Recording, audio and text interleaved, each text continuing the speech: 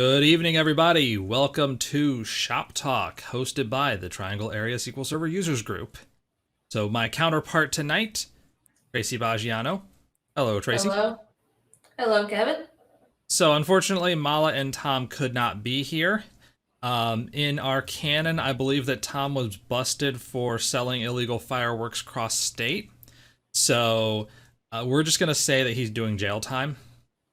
And when he comes back, we can surprise him by explaining that we know all about his jail time. We'll ask him if he got any prison tattoos. Mala just couldn't be here tonight. So, Shop Talk, the way that it works is we have answers if you have questions. Sometimes, if you don't have questions, we still have answers.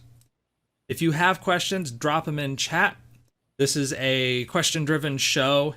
We do have some themes that we cover in case, there are lulls, so that you're not just sitting there watching us staring at you for an hour, really awkwardly waiting for you to ask a question that never comes.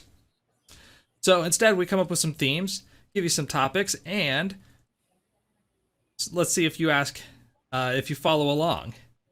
So, on tonight's docket, the first thing I want to cover, I want to complain about Azure for a little bit.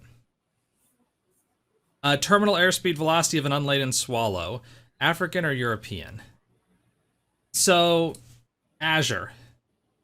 Azure bills itself as kind of like Legos. You have all those pieces, they just fit together, everything connects, it's all beautiful. It bills itself as better connecting than AWS, and I would agree with that. I think it is easier to connect things in Azure, but here's the problem. I actually just experienced this.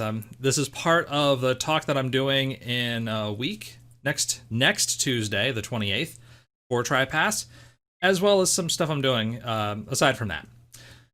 And part of this was to use Azure Synapse Analytics specifically to train a Spark model. So that worked well. I got my data into Synapse Analytics, pulled it in from Cosmos DB using Synapse Link. That actually worked really well. It was click a couple things and I got my connection. Then I can take this data, also take data from Data Lake Storage, which again, that connection worked well. I trained my model using PySpark. PySpark works great on Synapse Analytics. Had my Spark cluster, everything was working over HDFS, which by the way really was Data Lake Storage under the covers. We don't have to think about that level of detail, which is positive. So far, it sounded really great. I trained my model, I got everything prepped, and now I wanted to deploy it to Azure ML, because Azure ML supports Spark models. I can spin up a Spark cluster in Azure ML and have a web service available to me. However, here's the fun part. The Azure ML Python SDK wants to read local storage and does not understand HDFS.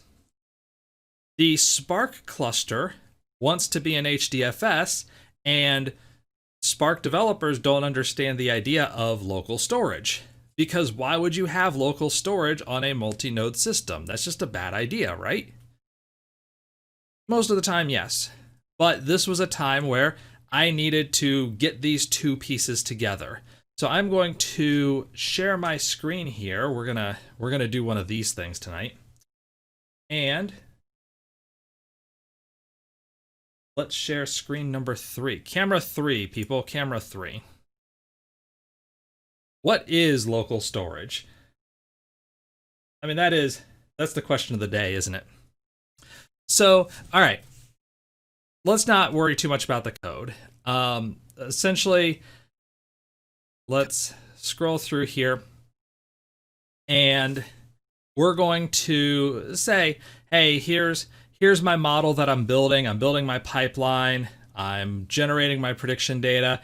I'm building out a classifier, I've got my accuracy, and then I'm saving my data. Now, originally, this read something like driver/model/stamp press model. What is local storage? Just the driver, right? Yes, I'm talking about writing to the driver.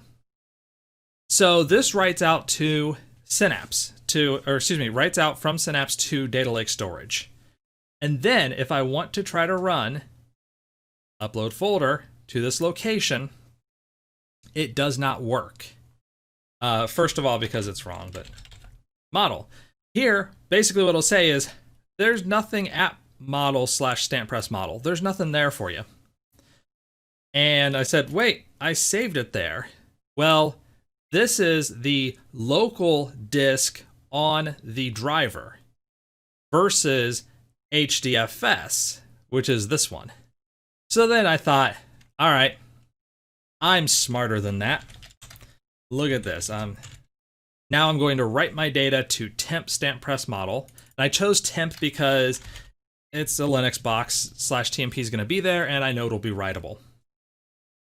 Great. So I write out to here and register my model. And everything came back as, yeah, this completed successfully. But what was interesting was the stuff that got written here was just empty files that read success. Essentially, it's the stuff that was sent to the driver. All the things that were on the executors never got moved over, even though I said save to local storage. So the way I had to get out of this was to say, all right, in Azure, ML, I'm going to create a connection to Data Lake Storage. And then inside my Spark notebook, I'm going to use Azure ML to load Data Lake Storage and download all of the data from Data Lake Storage, including this model, so that I can upload it back to Data Lake Storage so that Azure ML can use the model. Because, by the way, you cannot register a model path as, say, ABFSS, which is the file system for Data Lake Storage. So you can't specify an outside path. You can't do anything except a local disk. And when Spark's involved, local disk doesn't make sense. So let's bring Tracy back into this. Exit full screen. There we go. We've exited full screen. Tracy is back in the game. So what I ended up having to do was that mess of a workaround. And Anders mentions that there are a lot of teams involved with developing Azure parts. Not all of them talk. That is true. Also, there are some rough edges where if somebody hasn't specifically thought through the scenario, you can have messes like this where I spent probably 8 hours fighting with this thing, trying to get the simple thing, or at least something I thought was simple, to be working. And my troubleshooting ended up involving things like building the model, which I thought was working, pulling it down locally into Docker, running it locally as a local service so that I could read the Docker logs so that I could understand what the error message was, because that wasn't really displayed very well or at all. And just eventually spending a couple hours just trying to figure out, how am I going to get data from here to there when they're both the same thing? So don't even get me started on managed backups of SQL. Oh, there's a fun bug in managed backups for SQL Server where if you set a custom schedule to weekly, it will take backups daily. And you have to run the procedure and like change the schedule after the fact. The portal, regardless of your choice, will say, no, you really want backups full every day. Does it worry any of you that Microsoft could go away and you have a lot of Azure-specific knowledge that doesn't work anywhere? Like, why not focus on open standards? So, all right, answering that question, am I worried that Microsoft is going to go away? probably not in my working lifetime. But the thing is, for most of what I talked about, that is open standards. I mean, Apache Spark, data lake storage is an implementation of HDFS. Most of the technologies that we're seeing them, the language I wrote was in Python. Even the stuff that's Microsoft specific is still open source, at least to some extent. So, for example, the F# language is open source. It's community driven. There's still a gatekeeper at Microsoft who controls the language, but it's a very open, community-friendly language. C#, much less so. They're still a lot more controlled. But then you think .NET Framework, .NET Core is open source. They've got public stand-ups. They've got individual contributors. If you're looking at Visual Studio Code, I know the guy who writes the integration for that. He's a fellow community member. There's a pretty good history in the past, let's call it post-Ballmer years, so the past 7 years or so, of a lot more community interaction and a lot more focus on cross-platform standards or cross outside of Microsoft standards, as opposed to build just the Microsoft thing. So I'm not that concerned about Azure-specific knowledge. I mean, part of it is that I can learn. I'm going to have to learn some of the specifics for implementing whatever I need to do, but there are enough general principles that can be applied to Google Cloud, to AWS, to on-premises, and I'm not that concerned that I'm focusing on something that is completely worthless if I go to a place that doesn't use Azure, for example.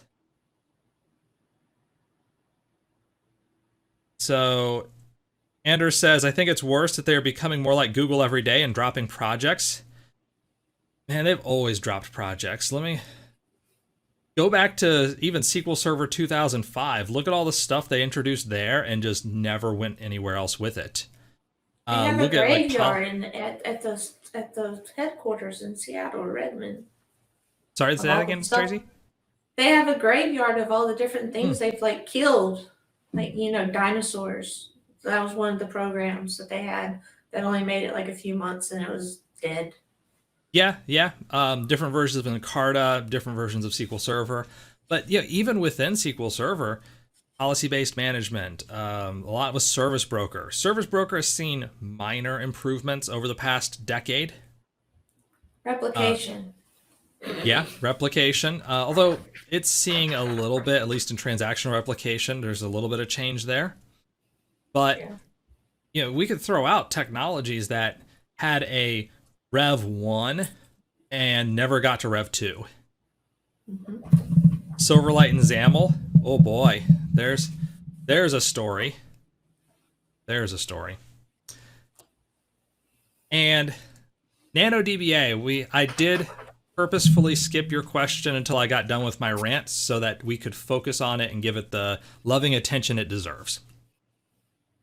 Do you ever want to leave a position because they don't want to deal with every bit of old SQL servers? Or because you don't want to deal with old SQL servers? There we go. So, Tracy, have you ever left a position because the version of SQL Server they were using was ridiculously old? I did not leave it for that particular reason, but when I left my job 8 years ago, we still had a SQL 6.5 server that I pretended didn't exist. For one thing, I did not have the install media. They said it existed. I did not believe them. We still had SQL 2000, of course, bunches of those. But we had every version going up to everything that had been released. So it wasn't like we were not on something new. Mm-hmm. It's just once you got on that version, you were kind of stuck there forever. I mainly left because I never got to use the cool stuff. That's fair.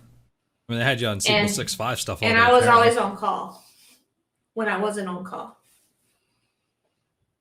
Yeah, that's fair. Anders mentioned... yes, he has left due to decrepit hardware and software. I have not left a position because of it. I have chosen not to take jobs because of it. I mean, it is part of the questions I ask at any interview. All right, what versions of things are you using? Because my expectation is that if I were to leave, go find a new job today, I would not want to see anything earlier than 2016.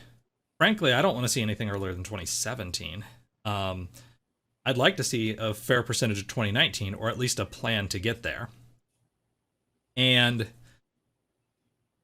I guess if it was otherwise an absolutely perfect company, then yeah, I can deal with older versions. But usually the companies that are having DBAs regularly manage versions of SQL Server that are no longer officially supported aren't necessarily the best places. Unless you are that type of person who said, I learned everything I needed to know about 2008 R2 and I never want to change. And we will talk about that type of person a little bit later tonight. So there's a little bit of foreshadowing on what's on the agenda. And I'll even be fairly positive toward that type of person, even though, in general, I don't like that philosophy at all. Andrew says, pay me enough, I'll manage any version of SQL. And I think that's part of what it comes down to. That there has to be, essentially, there's a surcharge on using old technology. That if you give me enough money, yeah, I'll do it. But if you had just had newer technologies, if you just kept up to date, that's a philosophy across a company, and you don't have to pay quite as much for reasonable talent. Yeah, like I said, that job had everything from 6.5, we skipped 7, and we was all the way up to 2012. That's a version, right? Yeah. So.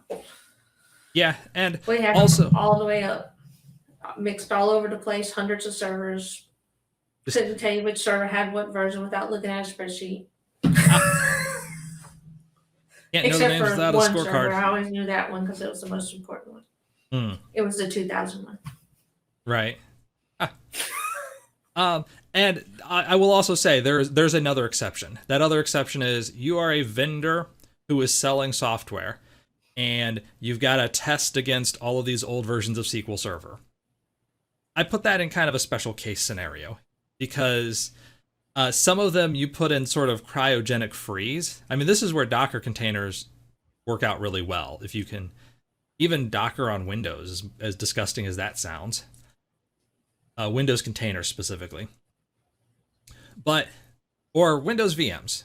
VMs that are running 6, 5, 7, whatever, just for test purposes. Not that you're using those in your production environment. So that's... Can't we just test it out with the compatibility mode, though? At least get up to 2008, I think is the lowest one you can go to. Depends on the software. That way you don't break code. True, but so serious example of something like this, medical devices that are expected to last 20 or 30 years, they don't tend to get upgrades, so that X-ray may still be running Windows 95.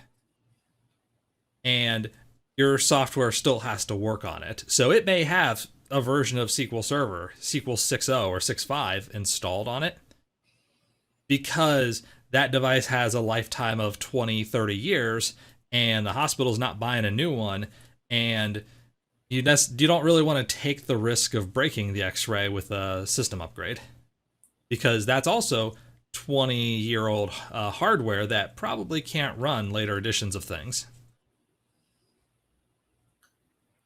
So NanoDBA has been able to drive some migrations to newer versions, and if the company is amenable to that, I do like Andrew's plan of essentially, look, we need a migration path to modern versions of software.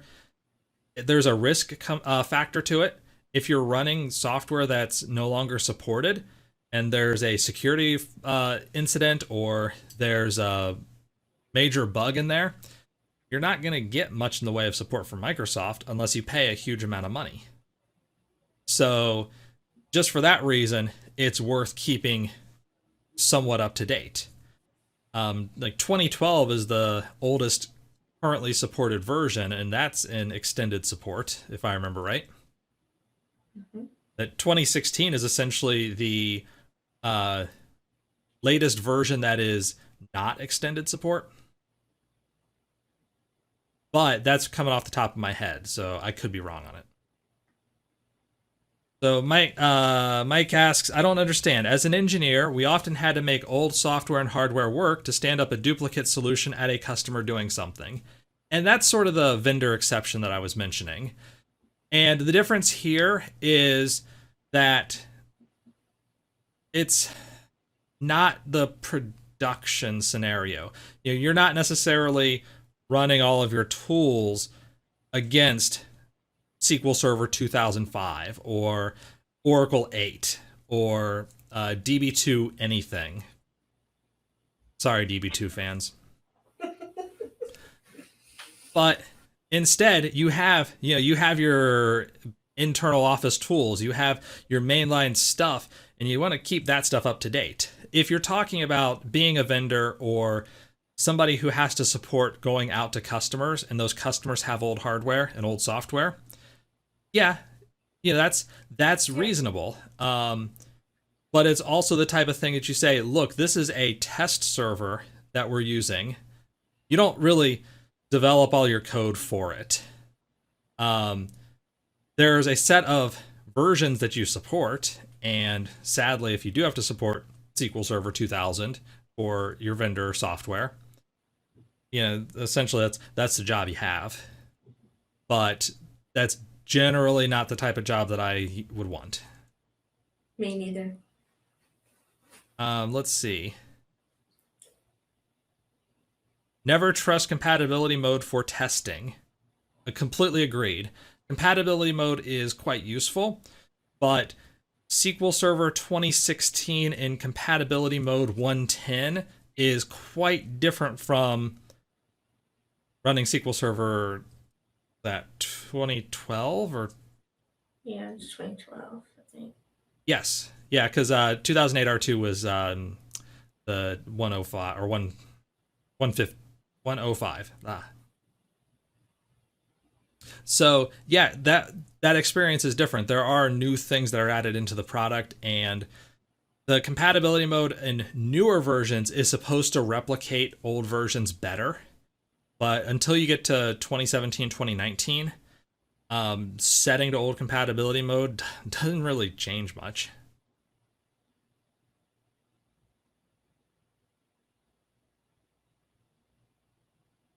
All right. So I think that covered most of the stuff that came up in chat here, and that was my rant on Azure. Basically, first 5 hours of project, this is really neat. Everything just fits together. Next 15 hours, why don't these things fit together? So let's switch over to something totally different. Tracy, you have a T-SQL Tuesday post that may or may not go up when your website goes up, whenever it goes up. It was up, and then the website went down. So whenever the website comes back up, it'll be up.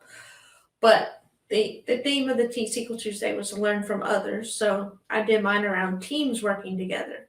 So once upon a time, because this was a long time ago, there was these two servers that were log shipping to each other, and they liked each other. Then they did. And they didn't like each other at 2:30 in the morning on a night that I wasn't on call, and somehow I got called anyways. Go figure. So I get on this server A, and the transaction logs are all corrupt. And because of our configuration, we're taking log backups to the same drive, just for fun. But no worries, they'd already shipped over and all that good stuff, the one it could take. But we'll back up a little bit. When I first started the job, I asked for the hardware specs on all my servers. I was told I couldn't have them because I wasn't a system administrator. I didn't need to know the RAID levels of those drives and all this, stuff that you would need to know if it was RAID 5 or RAID 10 or RAID 1. So, because I did find out later that our transaction logs were on RAID 5 and our data was on RAID 1, and through the consultant that I asked to get the information. Good consultant. So I get on server B and I'm like, well, all the transaction logs are corrupt over here too. How can that be? So we wake up the sysadmin and they're like, oh, they share the same RAID drives behind the scenes. So basically we toasted the most important system in the building. So my boss was like, oh, what can we do? I'm like, well, you can't use these two servers. And and the system administrators was like, and they're like pointing fingers at us and saying we should have a plan. And I'm sitting there like, you didn't configure the servers right. Luckily, we did have a server on standby that like they were supposed to decommission and they didn't listen to me there either. So I restored everything to there. But the moral of the story is we had an infrastructure team, basically the Dbas, the sysadmins, and a networking team. And they always pointed fingers at each other instead of working together as an infrastructure team. So the sysadmins wouldn't work with us, the networking team wouldn't work with us, the networking team wouldn't work with the sysadmins. It's like, you know, being in high school with little cliques and not getting along and throwing rocks at each other and stuff. It's like, why? When your goal is to keep the systems running so that the company doesn't have an outage, so the company can, in this case, make their product. They couldn't do that for a couple hours. Oops. It's not the most terrible thing in the world. It was for a tobacco company, so, you know, maybe not the worst thing in the world that they couldn't make a product for a couple hours. Maybe it is, but maybe not. But, you know, we need to work better together as teams somehow when we're in the same, have the same goal. Yeah, it's a core tenet that there's an expected level of professionalism. Although I do appreciate Anders' response that finger pointing is a great skill to have. It is if there's somebody to really point it to, but I had no idea who even configured those servers. And they were blaming me for not knowing it was configured that way. And I was like, oh no, wait a minute. Week 1, I asked you how everything was configured and you told me it was none of my business. And we did later bring in a consultant for performance on this system. And he got all the info for me, and we had to move files all around the place to get it on the right RAID levels and all that stuff. And he managed to get them to give me a network location to put backups on, so we quit taking them local because we was doing the full backups local too. We were so bad. I tried to tell them they shouldn't do that, but they wouldn't listen to me. I'm just a DBA, not a consultant. But he did put in his report in several places that you need to do what Tracy said and do this. So I was very pleased with his 50-page report. Moral of the story is become a consultant so that you get paid a lot more money to say the same things that you were saying as a full-time employee. Yeah, that could be the other moral of the story is, become like Kevin, be a consultant. Only when I do lots of money, fly in first class. Don't fly on the same plane as Tracy, though, because they'll get delayed. That is the third moral of the story. Never fly on the same plane as Tracy. It's not even a what's the term, designated survivor type of situation. It's just more of you don't want to deal with the hassle. Just because we had to turn around and come back the last time, they told us we were halfway there. I don't understand why we just didn't keep going. I don't even remember what the cause was for that. They had something broken, but they said we were halfway there, and they turned us around. It was like, well, if we were halfway there, we could have made it the other half. I didn't understand their logic. Yeah. Mind you, this is not the first time I've been on a plane with Tracy where something like that has happened. My favorite time was the time I got stuck in Washington, D.C. You weren't there for this one, but I got to do maintenance in the Washington, D.C. airport. Get up, go in the airplane, fly around Raleigh's thunderstorm, fly back to DC, do more maintenance on Wi-Fi. I'll get back on the airplane, come land in at 10. We were still doing maintenance, and go to the office and do maintenance. I was supposed to be back at 10 in the morning. Right. Easy peasy SQL Saturday. All that maintenance Tracy was talking about, that wasn't airplane maintenance. That was SQL Server maintenance. Patching and stuff. Best time to do patching is when you're on a sketchy Wi-Fi connection on an airplane. I did have a jump box. True, that's good. Good to You know, have. like one of the two that we had. Right. But That was yes, set up for. sketchy airport Wi-Fi is not a good thing to be patching over. It's very slow. Not at all. So the next topic of conversation, Anders mentions that airlines work in mysterious ways. They just don't like Tracy. Yeah. I think part of it is they don't like Tracy. I'm not sure that doing the worst thing possible at every point in time is that mysterious. So not sure I fully agree with you, Anders. I think that's very clear what happens, and it's basically that every airline is run by a cabal of its enemies. Nano DBA mentions VPN over in-flight Wi-Fi for the not win. I didn't work on it on the plane though, because it was only supposed to be a 50-minute flight. So I was like, then I had to come 50 minutes back. So. Right. Made it to Raleigh. Nope, not going there. Not going there. There's thunder. I can't fit my laptop in the little thingy and work, and because the screen's bent this way towards me with the people laser seats back, and that's a whole nother problem. That is a whole nother problem. Anders has a lot of great stories from airlines getting me places they shouldn't have. And by the way, most of my all of my experience flying has been post 9/11.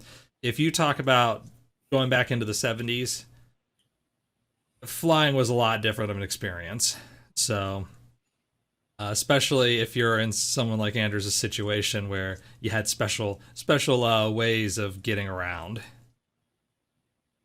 So, next topic of conversation, how is the DBA role evolving? Mala tossed this hand grenade at us when she told us that she wasn't going to be able to make it tonight. So she's here in spirit, lobbing a question that I expect will get quite a bit out of chat. How is the DBA role evolving? And I'll lay out as a clarification, we're focusing on production DBAs as opposed to database developers. So if you don't have access to production, I'm not going to count you in here. Or if you're not one of the people who's supposed to be on call, you may not get counted in this section. I count. So, yeah, we're talking more like the Tracys of the world versus I'm on the call Mies of the right world. now. So, all right, Tracy, how is the DBA role evolving? First question, is it evolving? Let's lay out some premises. I mean, Mala asked how it's evolving, but my question is it? Yes, it's changing, I think, quite a bit depending on which side you end up on job-wise. If you end up in a newer job position with newer technology, you're doing different things than you are when you're in a job with the older technologies. So let me play devil's advocado here. Of course. How is that different from 15 years ago? Well, you're doing. I get more involved in DevOps type stuff and writing code now more than I did 15 years ago. I do more PowerShell stuff. And 15 years ago, I may have wrote a VB script here and there, and that was mainly just to clean up a file or something on a server, not to actually like do anything databasey. Yeah, so not necessarily. And so I have a lot more skills that I actually use now than I did 15 years ago that aren't just database related. All right, so that is fair, but I want to differentiate you as in this is 2020 Tracy versus 2005 Tracy. And instead, more like if you dropped 2020 Tracy back in 2005, or if 2005 Tracy had the 15 additional years of experience, would it have been significantly different? Overall, just from, if you're talking on-premise only and not, you leave out the cloud stuff, no. Yeah, and It's not a significant difference at all. this is true. I mean, cloud S3 started coming out in about 2006 is when it really picked up, if I remember right. Azure, you're talking 2009, 2010. So there's that's a factor. Virtualization was just coming into vogue at that point. But so what Your is basic database skills as far as maintaining the server, as far as backups, restores, indexing, checking performance, because even though you're not a database developer, you're still the one that finds the bad store procedures that may have been written by the database developers and recommend code changes or adding an index to fix it. Mhm. Or you find the ones that have parameter sniffing and you're the one that has to set up something to recompile it when it notices that something's going bing. So you're still doing all that type of stuff that you were doing then, now, minus maybe the recompiles, because Query Store might do that for you, depending on what version you're on. maybe? I said maybe. Sure. Like this. I was agreeing. I was agreeing with the maybe. And actually, you anticipated my question perfectly, because the question was, well, look, give me the nature of the DBA. What does a DBA do? And I think that's a perfectly reasonable summation of these are the key tasks that a DBA has to deal with. I mean, for me, it's backups and restores, ensuring that restorations will work. It's making sure that there's integrity of the data, and that means preventing corruption. It means not running out of disk space. It means ensuring that the databases are working as expected. No Availability. Corrupt drives. Sorry? No corrupt drives from our previous story. Yeah, exactly. Like in the previous story, no corrupt drives. So securing the data, Yep. making sure nobody can get to it that's not supposed to get to it. Yeah, and if you think about those core tasks, just like Andrew said, they haven't changed in the last 25 years. There's a lot more, and I agree with that. Especially when you start talking about virtualization, when you talk about containers, when you talk about cloud. But a DBA is still doing these specific things. I mean, even when you talk about, well, we're going to switch over to something else. 2012, MongoDB started getting extremely popular for web applications. And part of their shtick was, well, you don't need DBAs for Mongo because, your developers can do the work. And eventually you started seeing job positions for MongoDB developers whose job was to manage backups and restoration, to tune performance, to ensure that the system was available, to deal with cases when you lose data. That sounds suspiciously like a DBA to me. Mm-hmm. And one thing that's changed with SQL Server is your HADR's changed since 2005. So you've had to upgrade your skills in that area. But it's still something that you would have did before with log shipping. Right. Technology's changed. You have different methods of doing things now than you did back then, but that's always going to happen. You're always going to be changing methods of how you do certain things as technology changes. Yeah, and those will change. I completely accept that premise. But on the question of evolution, I mean, I consider the technological changes more of incremental. That, yes, there are new ways of doing HADR. They are, I think, on the whole, pretty good improvements. But, you go back 20, 25 years, there were still notions of high availability and disaster recovery. It was a lot harder to do. You didn't necessarily have the same possibility for consistent uptime, but you still have those ideas. Yeah. So, if anything, those things have gotten easier, I think, over time, as far as getting SLAs better.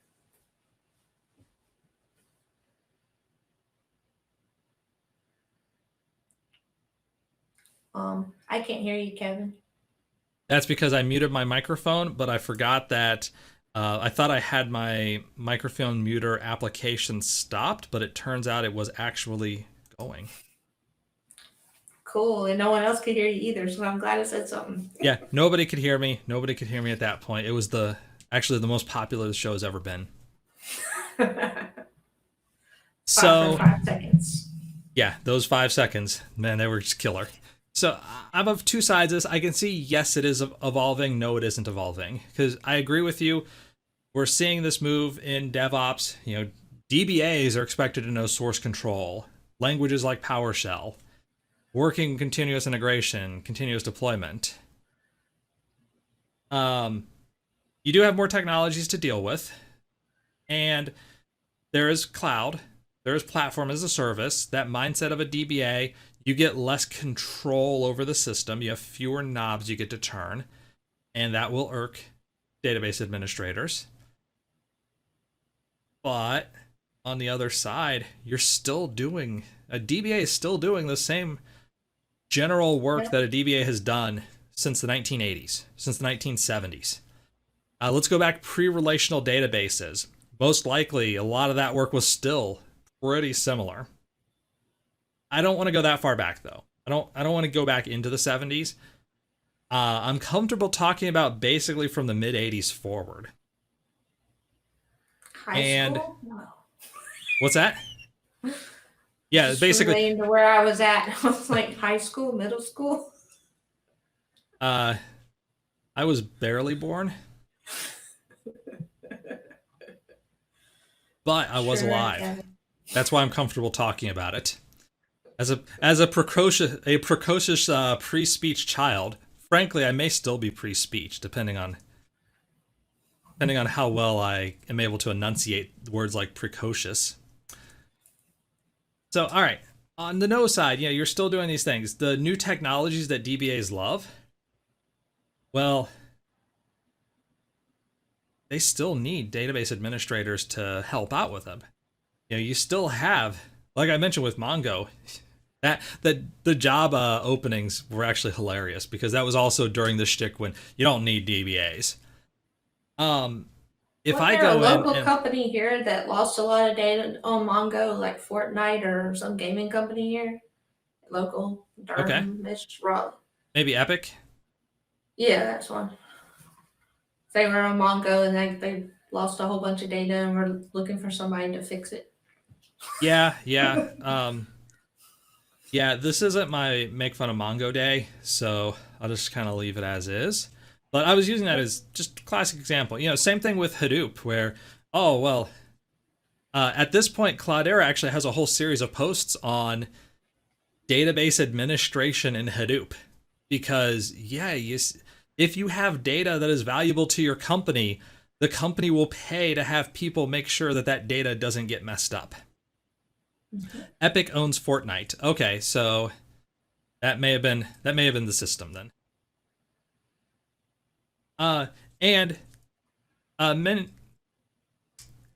Tracy mentioned PowerShell, learning PowerShell, and also that prior Tracy would have known a bit of VBA.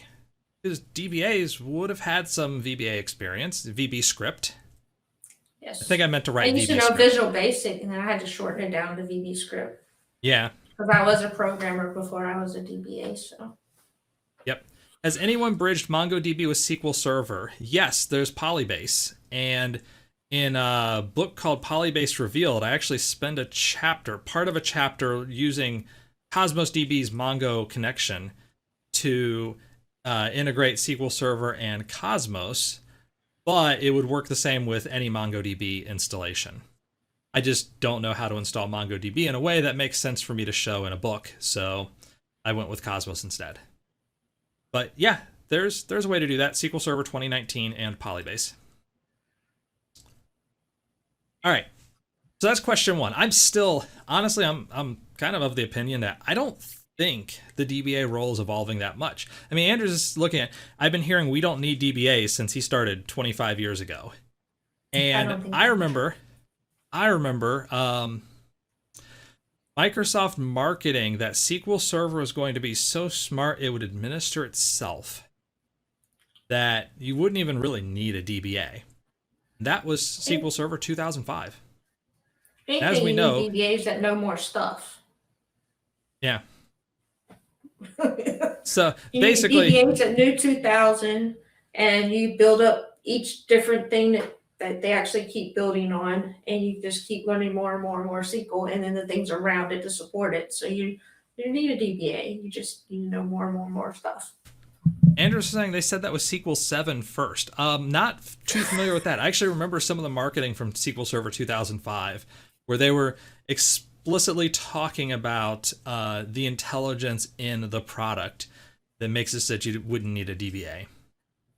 And we know how that turned out. I'm trying to figure out what that was. They gave us DMVs to troubleshoot it with, but that can't be what got rid of us. Well, when they got rid of Clippy in Office, they gave him a new job. SQL 7, I mean, they did give us auto growth on files. So maybe that's what they were thinking of in SQL 7? I don't know. So, all right, I was trying to figure out the 2005 feature still. Yeah, I'd have to go back. Who was saying this? That was actually Microsoft advertising back in 2005. It was like print advertising. I'd have to go back and dig it up. I remember maybe it was Tom LaRock who had a blog post about it a while ago in a similar discussion along these lines, but I would have to figure out where that was. But yeah, it was advertising for selling SQL Server 2005. Question 2. I kind of broached this question, but let's say, what if we took a DBA from 1985, 1995, even 2005? That was 15 years ago. And teleport that DBA into today's world. Assuming that, you give the person some time to learn about the technologies, would we expect a DBA to perform reasonably well outside in 2020 when the person's last experience was 1985, but it's fresh in their minds? What do you think, Tracy? If they're given enough time to learn it, yes. As long as they're willing to learn it.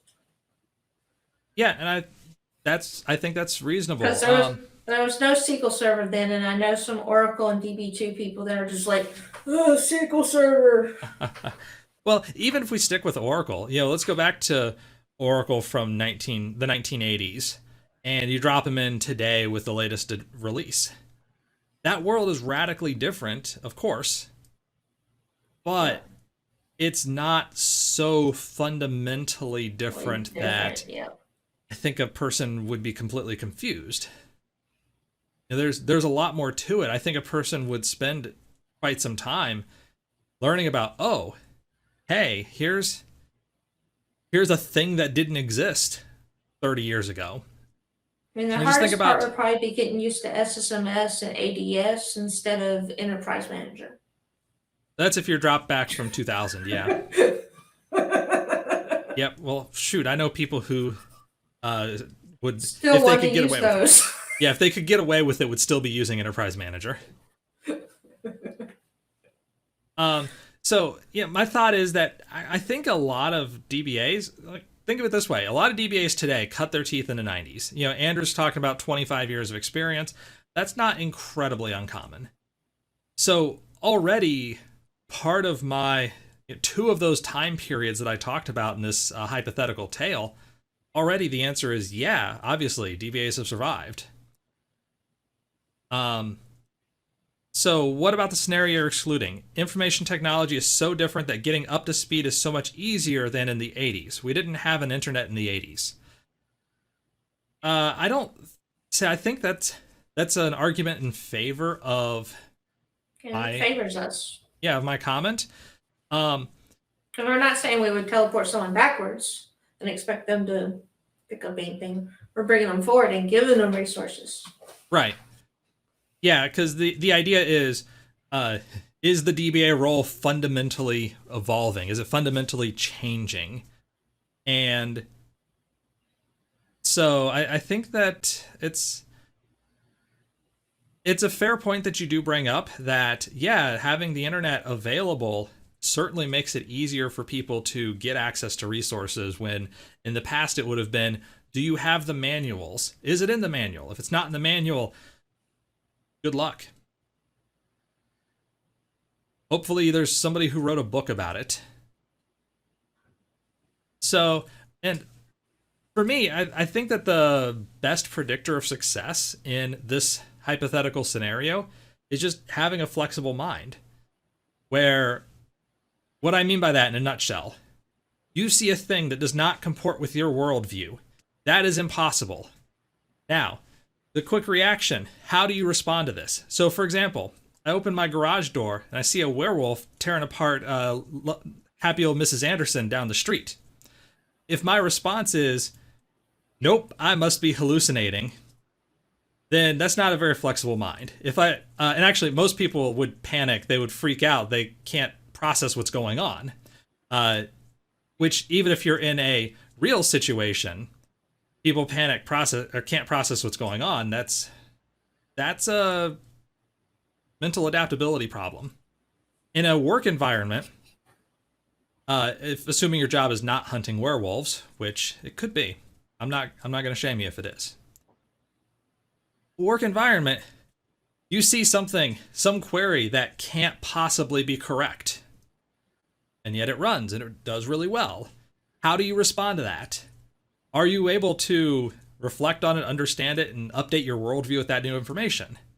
That's flexible mind in a nutshell.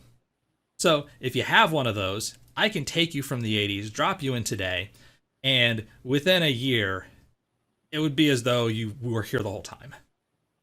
If you don't have one, you're going to struggle. And I think it's also true today.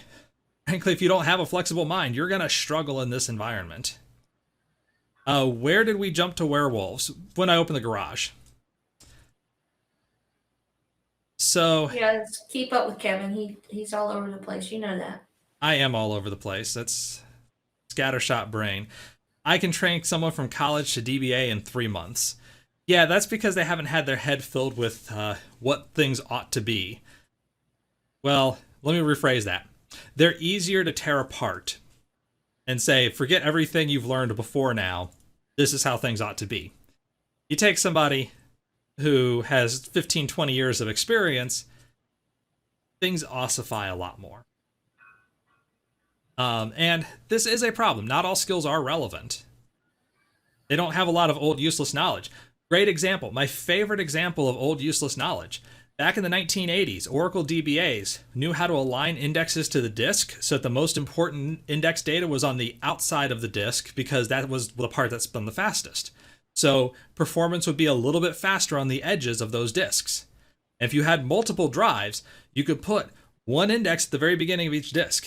You also had ways of laying out the sectors so that you could ensure that the record was basically the beginning of a seek point. So you would get the record sized exactly right so that as the disk head spins, you can jump record to record or chunk of records to chunk of records. That's a skill that I don't have and frankly hasn't been important since the 1980s. Or people remembering things like, oh, then you would use raw disk. Yeah, see, Solomon remembers this stuff. Or knows of the stuff, at least. I mean, Solomon's only, what, like 29 years old? Oh, no, I'm feeling pretty old because Andrew's got 25 years experience, and I do too, and so I just feel pretty old right now. I mean, you were both very early, like 4-year-olds developing, obviously. Yeah, 29 for a few years now. Yeah, exactly. But, yeah, think about the things that we do today along these lines. Well, NUMA alignment. I don't know that NUMA alignment will be useful in 20 years. Maybe, maybe not. But it's useful today. So it's good to know about. It's the kind of stuff that, you know, going back to a point early in the broadcast, this is the type of information that we have, that we need to know to do our jobs, but that doesn't necessarily need to be the stuff that we have to keep in mind. The things that we want to keep in real long-term memory. And that's just like, here's how you set something up in Azure. there are general principles that we want to have in long-term memory. There are common practices that work in a number of situations. That's the stuff we want to take.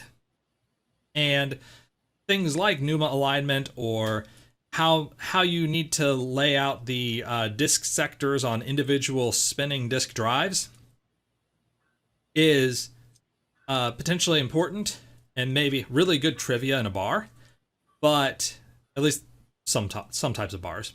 But it's not the type of thing you bank a career on. Although Anders does admit that he'll take disk alignment over NUMA alignment any day. And so, final question for tonight. Tracy, will there be DBAs 10 years from now? Of course. Will there be DBAs 20 years from now? Of course. I'll be retiring by then, but yes. Around that time. Yeah, and I think that's fair. Not everybody's going to be running software as a service. No. My company's fully physical, on-prem, and data centers right now, except for 2 managed instances. Yep. And let's talk about any company running SQL Server 2000. Well, that's been in production for 20 years. Mm-hmm. Now, I don't necessarily want to work at that company, but what makes you think that in 2036 there won't be companies running SQL Server 2016? Yeah. And they'll need me, and they can fund my retirement. There you go. You'll come back as a COBOL style specialist. Yep. Except let's not have a pandemic to do it. Yes. And frankly, even if the companies abandon relational databases, which by the way they won't. There are too many good things about relational databases. Well, those other non-relational technologies, they need DBA still. I mean, I mentioned Cloudera calling it operational database management. Well, they have a whole series of blog posts on this. As technologies get more popular, you have people specializing it because the data is important to the company, and the company is willing to pay to have specialists maintain the data. So, last thoughts on that, Tracy? I agree, and no matter what the databases are, relational databases aren't going to go away because all the data we got now relates to each other for the most part that we've got stored.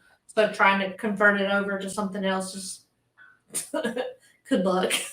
Yeah, that's a 20-year project to get all the data in the world to a different platform. Right, that's a 20-year project by itself. And frankly, it's not going to happen. There are too many advantages from relational technologies. The specific relational technologies may change, but the relational model just works too well in too many cases. So, Akuchi Kola, whose name I'm sure I've mispronounced, says, "Good evening. We're implementing a proof of concept project using Azure Synapse Analytics, specifically SQL Data Warehouse, so the SQL pools, and encountered a few issues when implementing primary and foreign keys. Primary keys are supported, but they do not enforce uniqueness on a column, and foreign keys are not supported. That's by design. Do you think it's a good practice to handle this primary key, foreign key logic in the ETL layer? Any other suggestions?" So, very briefly on this, that is correct. Foreign keys are not supported by design, and the reason is your data is split out among a bunch of different servers. So generally dimensions are going to be, especially small dimensions, are going to be held on one machine, and fact data will be split amongst a bunch of other machines. And unless you broadcast the data down to each of the individual nodes. But the principle is that you can have the data on different machines, which makes foreign keys in SQL Server not work very well. So yes, it is definitely good practice to handle the logic in the ETL layer. You want to have the data when it gets into that SQL pool, it's got to be done. It has to be completely cleaned. All of that staging work beforehand is where you have an opportunity to really get things fixed. So that's the short answer to an interesting question. And I see SQL Data Warehouse as the end point Sort of like in a Kimball model, that warehouse, you don't change. You basically you have everything ready by the time you get it into that central warehouse. Let's ignore data marts in the Kimball model, but you have all of the stuff prepped at that point. And staging is where you're going to find and fix any bad records. It's where you're going to throw away anything that's not going to fit anymore. COBOL is an example of a useful technology requiring maintenance into the future. Yeah, we had stories about New Jersey and COBOL just this year. We've got so much code that's still written in COBOL, in Pascal, in Ada. There's stuff that's going to be around for decades. It has been around for decades. And that's a specific technology. When you talk about a role of the database administrator, I think that role is technology agnostic. You can have a database administrator for SQL Server, and then if 20 years from now there is no SQL Server, it doesn't mean that there won't be DBAs. They'll just be using different technologies. As long as you have data, and you have bases of data, you will have administrators of those bases of data. Icon Pro almost missed shop talk. Very close. Yeah, actually, we are just about to wrap up, though. So Anders asks, or says, what stays the same, how changes? I don't know what that means, but I'm just going to riff on it. So if you make me prognosticate 20 years from now what stays the same among DBAs, I want to say you're still handling backup and restoration. Even if somebody else is managing those backups, you are managing the backups.